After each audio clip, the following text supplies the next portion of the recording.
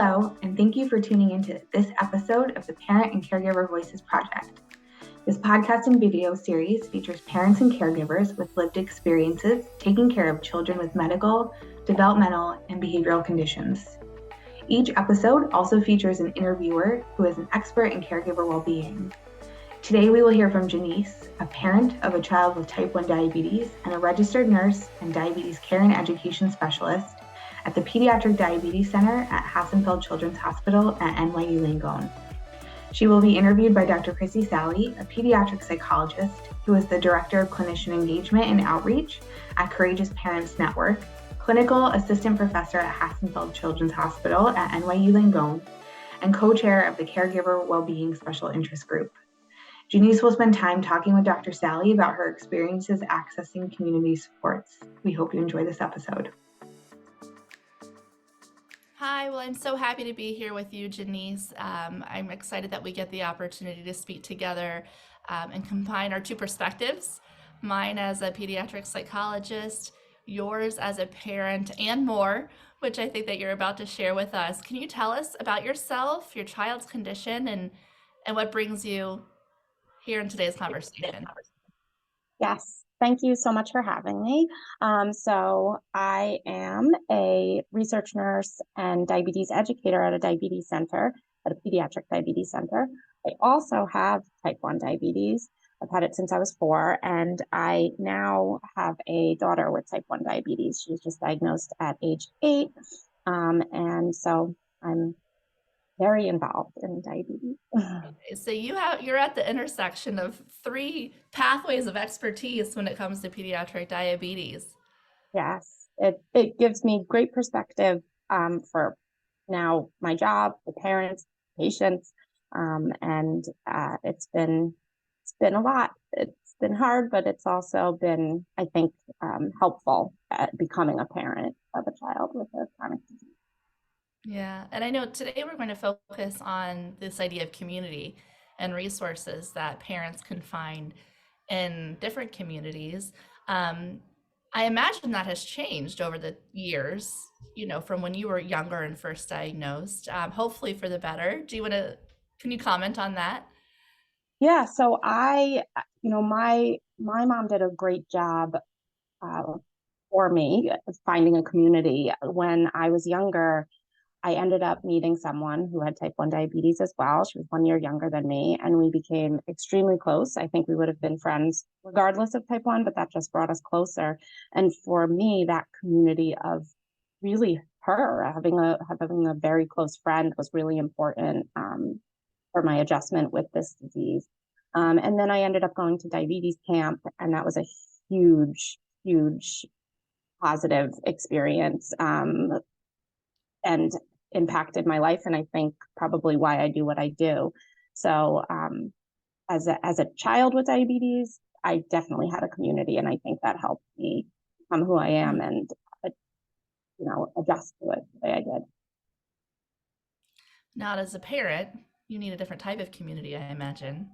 Some of the same aspects, but it's different. Do you want to talk a little bit about this shift and what it's been like to be a parent of a child with diabetes? So I think that I always thought I understood what the parents were going through when they came in. I had it. I worked with diabetes. I knew diabetes. I thought in and out, but you don't know it until you're a parent in the way that all the parents do. I mean, they are absolute heroes. I feel terrible that I didn't know how hard they worked until I had to do it. And when she was diagnosed, I didn't have to learn all of that, all of how to manage it in the same way that parents have to. So that I didn't even have to do. And the main focus for me when she was diagnosed was finding support, because I had to grieve the life I thought I was going to have with my family and with my child, and grieve the life that she had and find support. And for me, finding other people, other parents, they don't need to have diabetes. That's a completely different thing. It's just I needed to find people who understood what I was going through. And I knew I could find some at this, where I work, but I didn't think that was even the best option because I work with these people in a professional way. So I needed to look beyond that and find a connection with people who understood what I was going through. And I think that's key. And I think that because parents are learning so much in the beginning, they don't do that right away. They're just trying to get by day to day. And I was able to do that pretty early on because that was what I needed. I'm hearing you name this emotion of grief, right? Which sometimes I think is misunderstood as only describing a loss, meaning death or anticipation of death, but you're using it to describe something else. And I think that's a really important thing to name. But a lot of parents have those feelings and experiences, but don't have the name for it when they're going through it. Can you describe that a little bit and how you came to name it as grief? Yeah, so I don't know exactly how I started using that word. I think hearing it from actually another parent at the center, she said it. She explained it's a famous author, description of it of having a kid with, I think, Down syndrome. A woman describes it and how she grieved the life, and so it related very well to having a kid with any chronic disease. And so she used grief on the phone with me, week 2. And I think it set me up in a way for success because I could understand what I was going through. I was just sad all the time. I couldn't believe how sad I was. And just putting a name to it really, I think, helped me be able to talk about it and be able to understand what was going on, why I was just. Mm-hmm. And then you said that in seeing that in yourself, it triggered this idea of like, I need more support. I do need a community that's different from the one I had. What does community resource mean to you? That's the topic we were going to focus on today, but I think it could be defined in different ways. How do you think of it? Working at a diabetes center, we called these resources peer-to-peer resources. And I kind of thought of that as a community resource in my mind prior to becoming a parent of a child with diabetes. And I think those still count. So we give this out when our families first come in, a sheet with lots and lots of different peer-to-peer / community resources. It has local supports, national, international, has different religious supports depending on culture, ethnicity, race, like lots of different supports on that. And I think those are all really key when you're looking for a community resource. I know that I personally have found that and know other people who have used, for example, the JDRF with type 1 diabetes. It's a huge national group that has fundraising things such as bike riding, and it gets people together doing a great thing, and you meet other people in your, not only in something that you enjoy doing, but dealing with the same thing. And I think that's a great option. They do coffees, like just lots of different things. So you can find something to meet people. But I think community now to me is just I needed to find another parent to talk to. And that is a resource. I think, your community could be if you have a big family who really gets it, but that's not always the case. Family, even who see what you're dealing with, might not be enough. So I think community resource is where you find your support and people who understand you. So wherever that is. Mm-hmm. And because of your experience with diabetes, you named JDRF, but you also described that that's a big national organization. And those types of national organizations exist for many pediatric health conditions, right? Yes, I think there's probably, any specialist could name the one that they maybe refer patients to. And I don't think that's the only option. But I think it's a group that usually fundraises, but also has lots of resources. So whether it's sick day rules for whatever chronic illness you're dealing with, or just different additional resources are on that resource page, whether it be, a Instagram or a celebrity that maybe you didn't know had the same thing that you're dealing with. And so all of that can be supports from that main big organization and local chapters or Zooms or local events. They have conferences, things like that.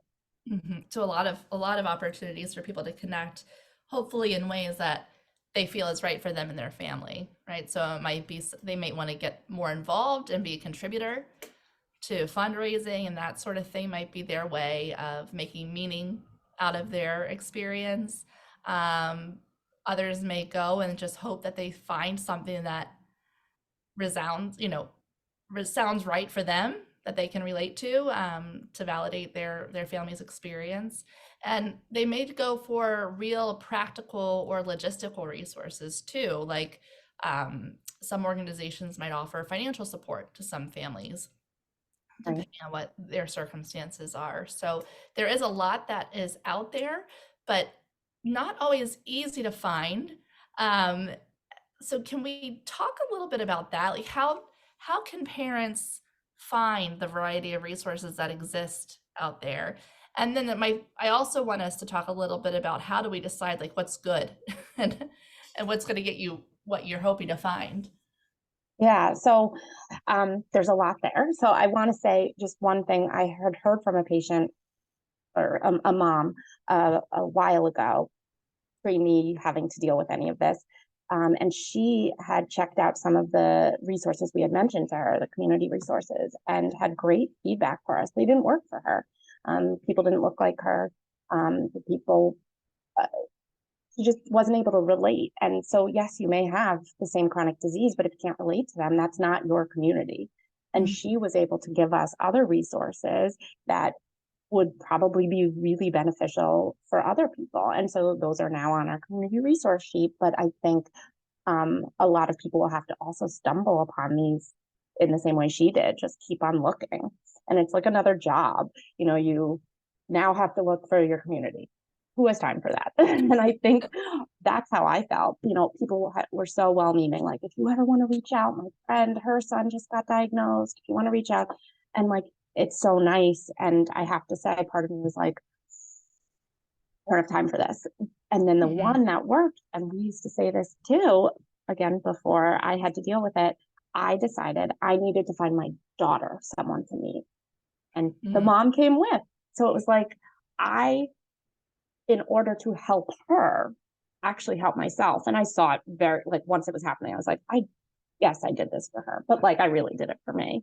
And I think that's a great way to do it, because you may not be willing to take the time to take care of yourself. But if you are doing something for your child or for someone else, like you said, there's so much you can do in these organizations. Like, okay, I'll raise money. Well, guess what you do when you raise money? You meet other people.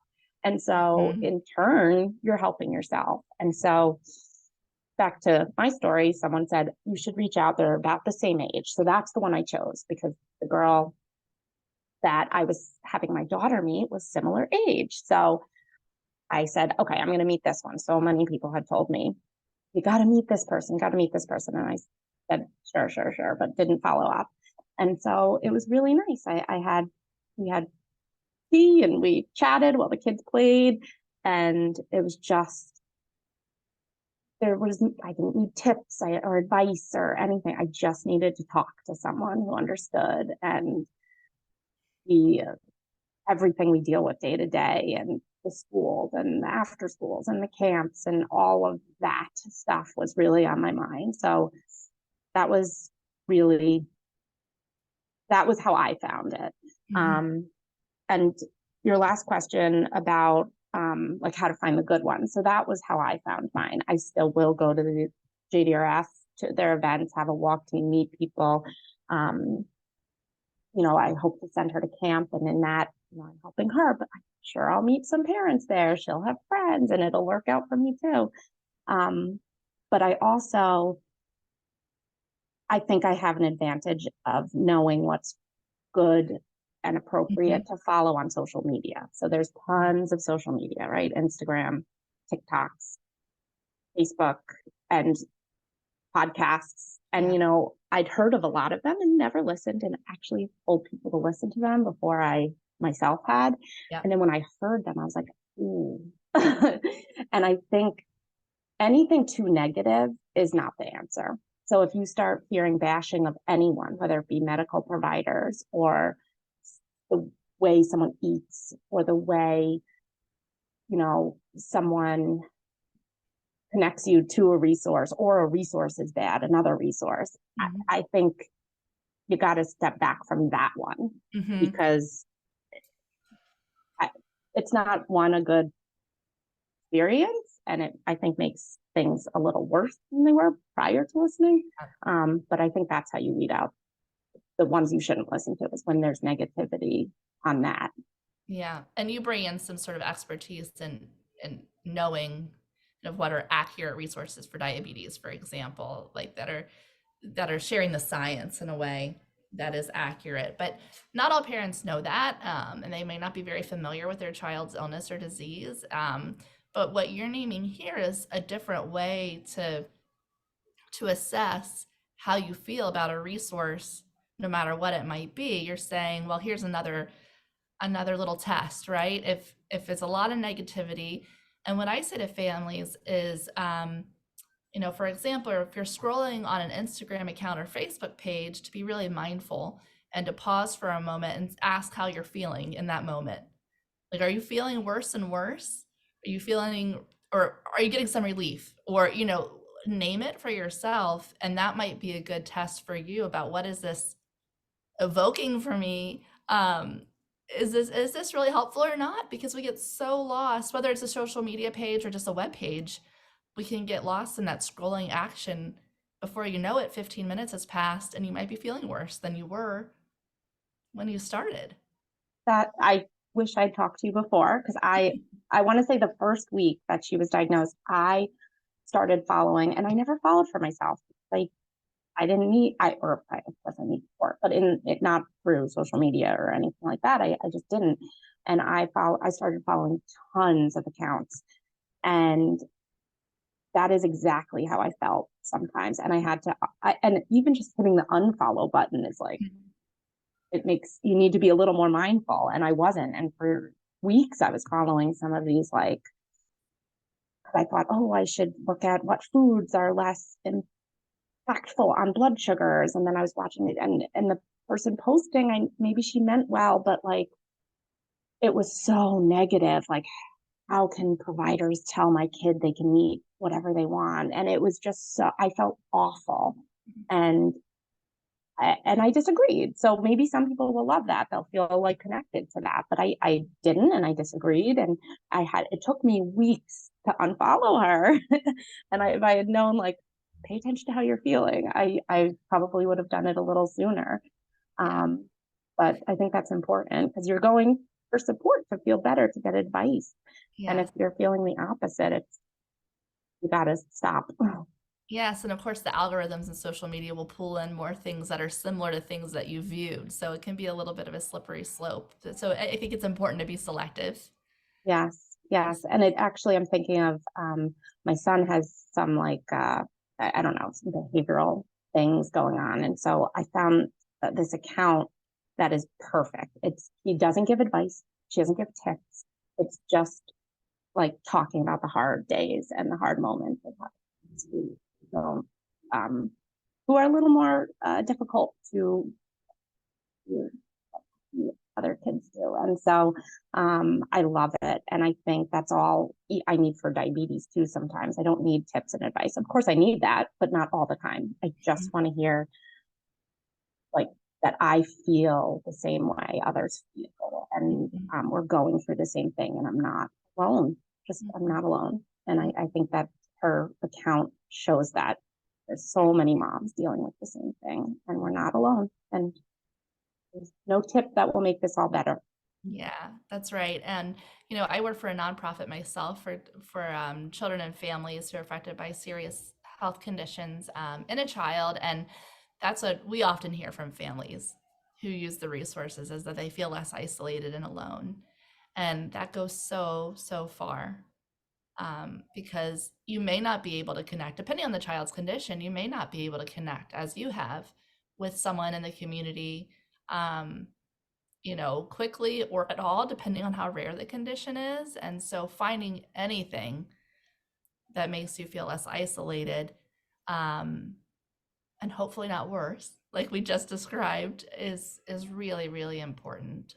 Because most people feel like even their well-intended and well-meaning family and friends can't always convey, you know, the exact validation that you need as a parent. Right. They can still give love and compassion, but they're not going to say the right thing. Yeah. So you need to find it somewhere else. Otherwise, their love and compassion may turn to, make you less happy, which is not what you need. Yeah. One of the things that came up a moment ago is you said something about people who might be saying negative things about maybe where your child is treated or treatment providers in general. And that reminded me that sometimes in groups, advice is shared that may be different from what your child's doctor has shared for your child and family. And I'm just wondering if you have advice for how a parent can manage those two different inputs and how they could approach their doctor. You know, it's hard to unhear something once you've heard it. And so how might a family approach their doctor with something they've heard from a different resource? So I think that whole run this thing by your provider on lots of supplements or exercise is real. It's a lot for covering, what they're saying, but I think it's really important. And I think that as long as you're incorporating both, as long as you're taking the medical advice and then maybe incorporating the other thing that you heard, I think that's okay. But it's when people are, and I'm biased because I'm in the medical, I'm who people are being negative about, I guess. But, we treat thousands of people. We know that we're not trying to ever hurt anyone and we're trying to help them live their best lives. And so if you read something else, we will give you the truth about how we feel about it. And if it's not harmful, go for it. And I think that for type 1 diabetes, one of the messages that we send is that you can eat what you want as long as you take insulin for it. And there's different ways to give that insulin to make sure it's covering the food correctly. But a lot of people then say that they can't eat what they want because then their blood sugars go up and down, and that's okay. But some people don't feel like that's okay. And so you'll see that a lot. And I'm sure each disease has their thing that you read, you've got to take this or you've got to do this. And this is the answer. There's no answer. If there was, we would have it all fixed. And I think that when you read that this is the thing, that is not the thing because then there would be no diseases, there would be no treatment, there would be no providers. And we would love that. So I think, just talking to us and we will tell you if it's safe or not. And if you want to try something and it's safe, I think a provider would be more than willing to support you. And if it's not the right provider, find a provider that maybe is willing to work with you. Because just as there's not great community resources, there's also not great providers out there. And so, really both of them trying out what's best for you and working as a team. Mm-hmm. And part of that, finding a provider that works for you is who you feel comfortable with and who you feel like you can have open communication with. A lot of parents are intimidated by speaking with their child's medical team. They want to be good advocates. They want to speak up and say things and ask questions, but can sometimes struggle to open that door themselves. So it's helpful when providers are open to that feedback and maybe put these things on the table for a family and say, you may go out and hear or read XYZ thing. If you do, or if something piques your interest, please tell me about it so that we can talk, to invite that. And I think that if a provider isn't giving you any community resources, that's also a sign, because that means they haven't looked beyond. And I do have to say at our office, we know about most of the community resources and try to work with them so that we can provide safe and supportive outside of us resources. And we do try to connect patients to other families. But yeah, I think, again, Yeah. it's really important that it's a team and open communication. And if it's not on both sides, community and provider, that got to find something that supports you. Yeah, and thank you for mentioning that. I think it is important that providers provide those resources because families will go looking for them as you've described. They will start Googling as soon as their child has a condition.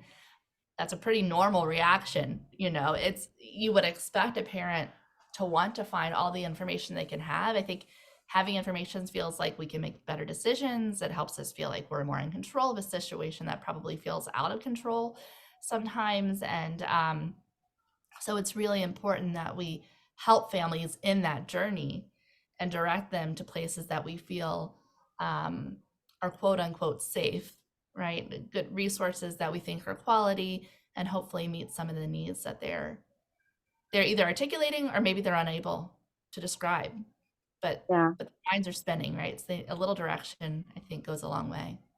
exactly. And talking about Googling, you can type out your exact concern, and things like Reddit will come up with, Yes. hundreds of other parents answering your question, which is nice. But again, just like any comment on any article, there's people who just are negative and say the wrong thing and are not helpful and make you feel worse. So as much as Googling does get you some answers and some are good, you do have to be careful. And I've done it as a parent, even though I'm a healthcare provider. Yeah, exactly. Um, I think what have you ever been pleasantly surprised by a resource that you have found from a community organization like JDRF or a nonprofit that you were like, oh wow, like this is available to families like us? Yeah, I definitely, I feel like I'm surprised every time I go on to one. When she was first diagnosed, I just wanted something to hand to people that didn't need to know that much, but needed to know enough so I could leave her.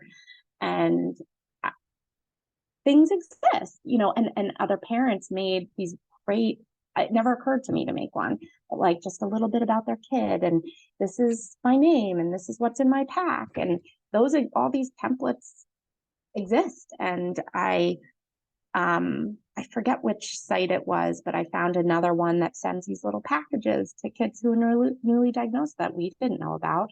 And that was a nice surprise. Didn't mind getting something in the mail. And I had no idea that was offered. We only tell our patients about the one we knew about. Yeah. So things are out there. You have to look, you have to find, you have to be careful. But so much has been made that if you don't have to reinvent the wheel, it's nice to have, or even to just adjust it slightly. Those templates are really great. I love templates. I use them in my own life for a variety of things. And that is a great resource that I've also found on a variety of websites for kids with different illnesses and families managing that, or kids with learning challenges and need extra help in school, that sort of thing. Because the mental load is such a big part of caring for a child with a serious health condition. And so those templates, or someone might call it a hack, right? Like almost like a hack, can be useful. Like use the expertise that someone who's been doing this for already, 2, 5, or 15 years has come up with. Yeah. And just to start with something and not a blank page. It was just, I agree, the mental load, the something else to do. You now are dealing with this new disease. You have so much to learn about. And even for me, I had to learn about it in my own child rather than myself. To have just a few things done for me already. Yeah. Meet with and sell and make bags for, anything to take the load off. We have talked about how some ways that families might come across different community resources. So it might be like a peer-to-peer program that someone at your hospital might organize, and a pathway to introducing you to other families. Or of course there's the classic Google internet search. Your doctor or maybe a nurse practitioner might have these resources for you. I also wanted to name social work as being a great resource to families that are available. Certainly all pediatric hospitals, and often there are social workers within subspecialties that really know that diagnostic group really, really well. And one of the fantastic areas of expertise for social work is knowing community resources and that sort of thing. And if you're in the if it's the case that you are not automatically introduced to social work, that's something that you can ask for in a pediatric hospital. Yeah. And I think that goes again to our conversation about finding the right place for you and your family, that it's a higher chance that it'll be a better team if there's a team. You know, we work very closely with integrated behavioral health. So that includes social work and child life and psychiatry and psychology and neuropsych. And so if I was at a standalone practice with my daughter with just one doctor, that wouldn't be the case. And I'd have to do all that work to find all those people on my own. And I probably wouldn't. And so that is something for parents to consider. It may be a drive. It may be more work to find a place to get an appointment, but it's probably worth it in the long run because of the team that comes with that provider at a larger hospital or academic institution. So yeah, those team members should have all of the more supports available to you if the doctor forgot to tell you or the nurse forgot to tell you. I would hope that they would have those available. Yeah, so a robust medical team is really important and is a resource in itself. But then each of those providers has expertise and knows about things that we could never even imagine sharing. Yeah, and they'll hear the stories from others. So even if they don't have the experience themselves as a parent, they can normalize in a way that, you know, if they had a mom recently or dad or whoever it may be who was sharing a story, they can then share it with someone else and give them this.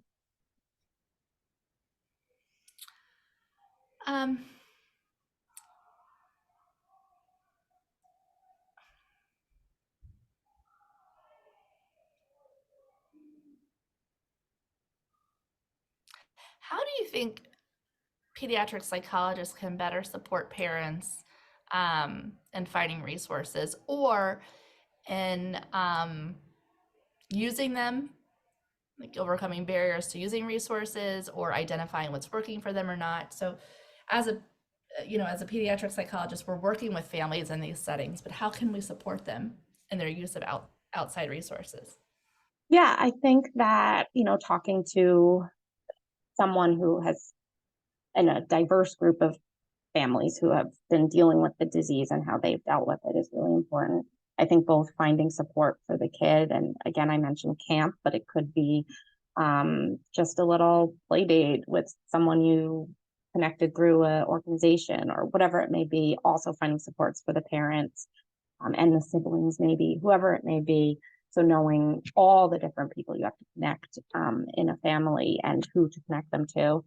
And then I think, you know, and I'm sure this is the same for so many diseases, you know, when I've talked to people in the past, people trying to help, it's important that they understand that what they know about diabetes or whatever the disease is that family member has to deal with isn't the story. And I think I'm a great example of that. Like, I didn't know what it was like to be a parent. I really, really didn't. I thought I might be able to imagine, but I didn't know. And I think with diabetes, especially as a kid, I remember talking to a psychologist who thought she knew what she was talking about, but she had no idea what she was talking about with diabetes. And I think that was a really hard introduction to me to IBH, because now they're the most important part of our medical team, I feel. And at the time, I was like, this isn't going to work.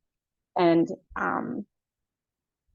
just to know that the media and what you learn in school is not what diabetes is, for example. So taking diabetes, that's not what life is like, what is taught. And so I think that's key too, something that's just a personal. But Yeah, I think just talking to people who have found the right support is important. Mm-hmm. You're describing a few things that remind me, you know, there are pediatric psychologists that have developed specialties in different pediatric conditions. So I think that you should feel empowered as a parent to ask for that type of support where you can find it. It tends to be in bigger medical settings like children's hospitals, but I don't think families know that exists.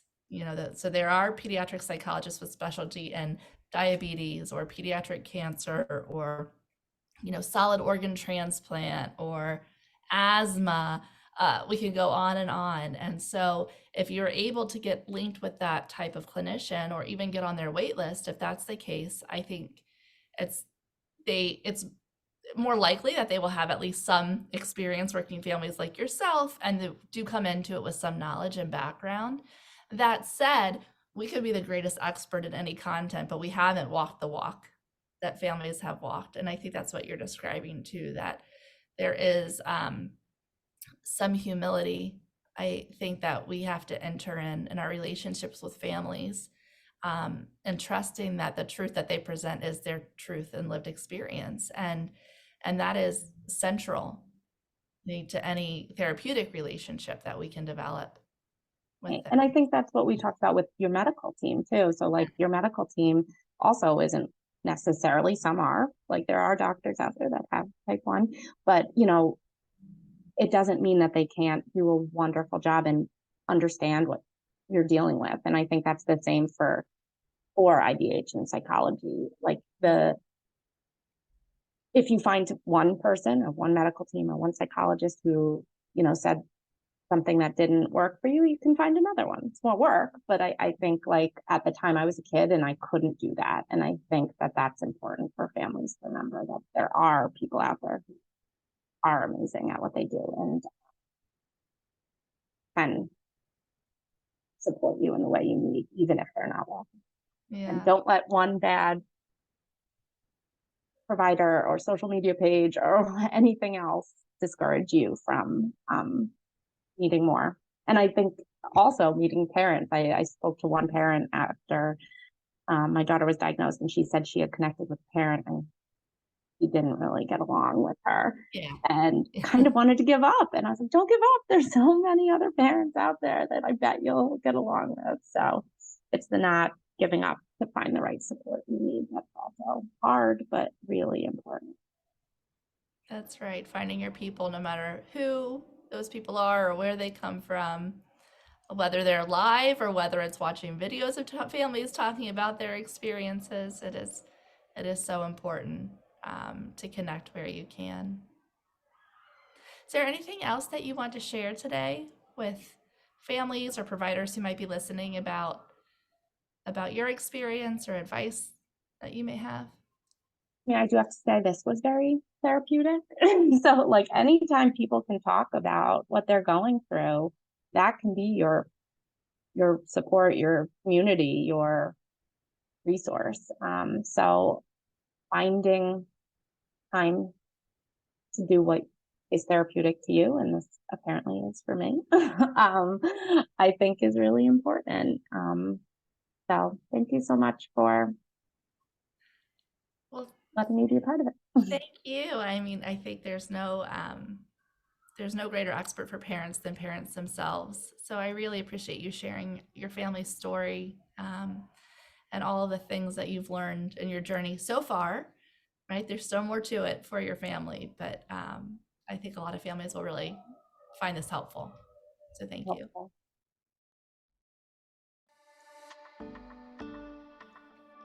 Thanks for listening to this episode of the Parent and Caregiver Wellbeing Project.